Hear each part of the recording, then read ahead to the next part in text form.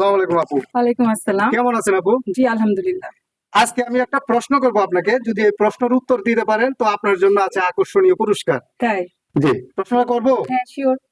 প্রশ্নটা হলো, খানার বউ জি ল্যাংড়ায় নিয়ে পালাইছে, জি কিন্তু পালানোর সময় বুবা ওই দেখে পালাইছে।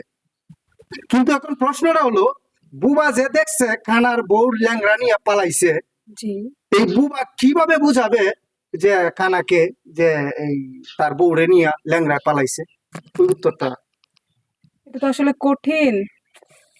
কানার বউ ল্যাংড়া নিয়ে পালাইছে। বুবাই দেখছে, কিন্তু বুবাই কি, প্রশ্নটা হলো বুবা কিভাবে বুঝাবে যে খানার বউ ল্যাংড়া নিয়ে পালাইছে? ওটা কিভাবে বুঝাবে? সে তো বুবা, সে তো বলতে পারে না। সরি, আমি আসলে বলতে পারবো?